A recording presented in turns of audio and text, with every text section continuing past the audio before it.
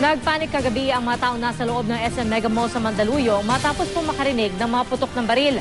Ang mga putok galing sa mga suspect na nagnakaw sa dalawang tindahan ng alahas doon. Hinihinalang Martilyo Gang ang umatake sa mall. Nakunan po sila ng CCTV. Ang kanilang pagnanakaw inabot lang ng 2 minuto. Nakatutok si Mark Zambrano.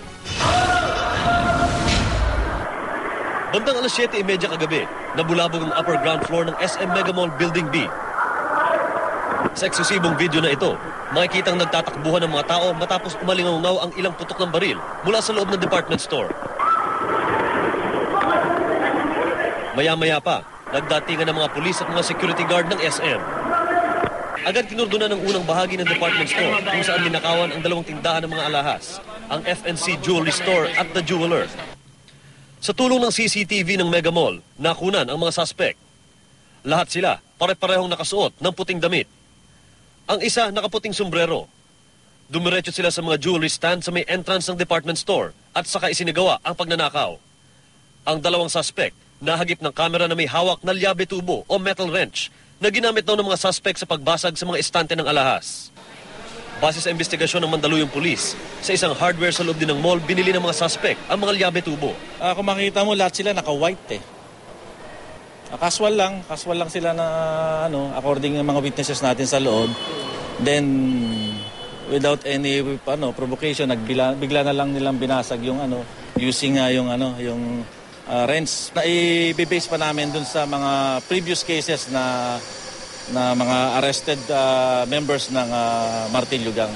Pagkatapos ito, pasimpleng umalis sa mga suspect. Pero nagpaputok daw muna ng baril para mabulabog ang mga tao at di sila mapansin. Si Youth Cooper Alan Joseph Wizan, naglakas loob lumabas sa isang restaurant para alamin ang sitwasyon. Ano ba nangyari, kuya?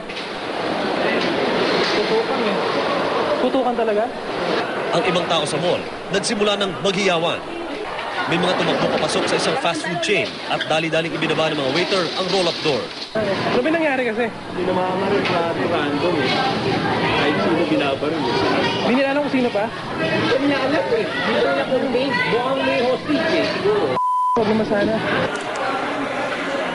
Si Youth Cooper Moore Lizondra naman, nadaanan ng ground floor kung nasaan ang hinold up ng mga tindahan ng alahas. Naroon na mga gwardya. Ang mga estante ng mga alahas nagkabasag-basag. Pinigilin na siyang makakuha pa ng ibang video. Sa kuha naman ng Kabalikat Civicom, makikita ang parting ito ang nakuna ng alahas. Scary talaga, that he cried, that some of the kids cried. Siyempre, ninervyos kasi hindi namin alam kung anong gagawin namin. Ang pamunuan ng SM, agad namang nilinaw na walang nasaktan sa insidente. Labis daw ikinalulungkot ng SM ang nangyaring pagnanakaw kagabi. Nakikipagtulungan na raw sila sa mga pulis para malaman kung paano nakapasok sa mall ang mga miyembro ng hinihinalang Martilyo Gang. Pinaigting na rin daw ng SM ang pinagtutupad nilang seguridad at sinisiguro nila sa publiko na magsasagawa sila ng masusing investigasyon. Mark Zambrano, nakatutok, 24 oras.